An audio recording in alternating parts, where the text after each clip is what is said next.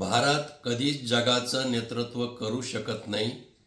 आम्ही सहकार्य करण्यासाठीच बनलो, अशा प्रकारचं बिनडोकपणे काँग्रेस नेते, तेही लोकसभेतील विरोधी पक्षनेते, कोलंबियामध्ये परदेशात जाऊन असं वक्तव्य करणं म्हणजे खऱ्या अर्थानं भारत मातेचा फार मोठा अपमान आहे. मला हे कळत नाही की राहुल गांधी परदेशात गेल्यानंतर आपल्या देशाचा वारंवार बदनामी का करतात, अपमान का करतात.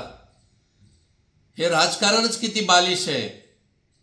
मला सांगायला पाहिजे की 2014 नंतर पंतप्रधान नरेंद्रजी मोदी यांच्या नेतृत्वाखाली जगाच्या पाठीवर भारत सर्वशक्तिमान विकसित भारत अशी ओळख झालेली आहे.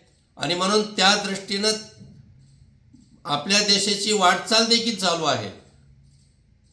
हे खरं आहे की राहुल गांधीच्या पूर्वजांना जे जमलं नाही ते माननीय पंतप्रधान नरेंद्रजी मोदी यांनी करून दाखवलंय.